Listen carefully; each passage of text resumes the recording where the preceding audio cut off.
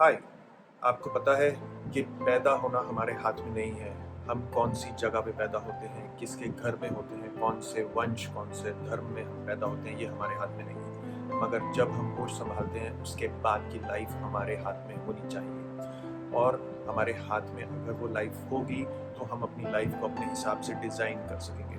Society में बहुत से बैरियर्स होते हैं, हमें सोसाइटी के हिसाब से चलना चाहिए। मगर अगर वो सोसाइटी हमें किसी काम को करने से रोक रही है तो हमें उस बैरियर को तोड़ना भी होता है। मैं आपको छोटी सी एक स्टोरी शेयर करता हूँ। एक चील बहुत सारे अंडे देती है और अंडे जब वो देती है तो वो खाना ढूंढने के लिए कहीं पे जाती है।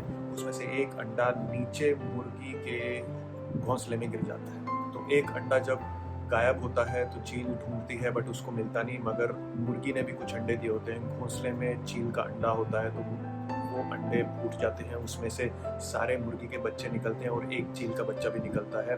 बट वो चील का बच्चा क्या सोचता है कि मेरी माँ मुर्गी है। अब जब ये लोग बड़े हो जाते हैं तो क्या देखते हैं कि जो चील ने अंडे दिए थे वो बच्चे बड़े होके हवा में उड़ रहे हैं, आकाश में सैर कर रहे हैं, सारी दुनिया देख रहे हैं। और जो मुर्गी के बच्चे हैं वो कुकड़ू कुकड़ू कर रहे हैं और नीचे अपनी माँ के साथ दाना चुग रहे हैं।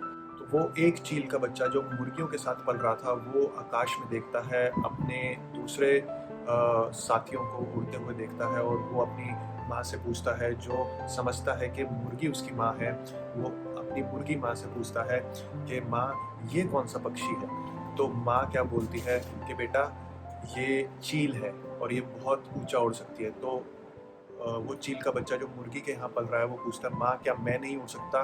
तो वो हंसती है, वो कहती है बेटा तू मुर्गी है, तू नहीं उड़ सकती। तो वो सारी जिंदगी मुर्गियों के घोंसले में दाना चुगता रहता है और अंत में वो मर जाता है। तो हमें इससे ये सीख लेनी चाहिए कि सोसाइटी में भी कुछ बैरियर्स हैं। उन बैरियर्स में हम पलते हैं, वहीं पे रह जाते हैं, वहीं पे रुक जाते हैं, लोगों की हम बात सुनते हैं और अपने आप को चेंज नहीं करते।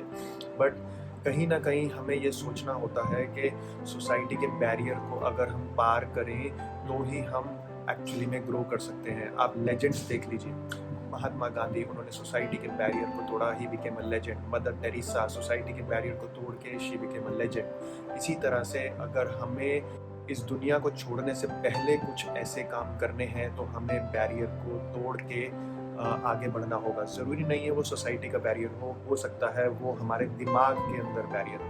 अगर हम अपने दिमाग के बैरियर को भी हटा दें तो हम आगे निकल सकते हैं और अपनी ग्रोथ पे ध्यान दे सकते हैं। कुछ ऐसा काम जो रुका हुआ है सिर्फ आपके बैरियर की वजह से, आप उस बैरियर को तोड़िए और इस दुनिया में आए हैं तो वो चीज़ करिए जो आपको पसंद है।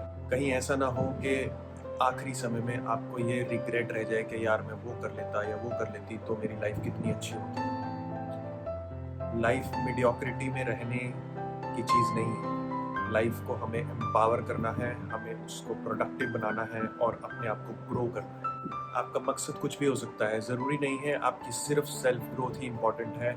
आप सोसाइटी को क्या दे रहे हैं अपने इस टेन्योर में, क्या आप दूसरे लोगों को एम्पावर कर रहे हैं। और अगर कर रहे हैं तो इससे बढ़िया चीज़ और कुछ नहीं हो सकती। इसका मतलब ये नहीं है कि ज़रूरी है कि आप सोशल मीडिया पे आ जाएं और आप यूट्यूब पे वीडियोस बनाएं, ऐसा कहीं नहीं लिखा हुआ या मैं ऐसा नहीं बोल रहा। एम्पावरमेंट की बात है कि आप अपने आसपास सोसाइटी में भी क्या दूसरे लोगों की हेल्प कर पा रहे हैं या उनको ऐसी बातें बता के मोटिवेट कर रहे हैं जिससे वो ग्रो कर सकें।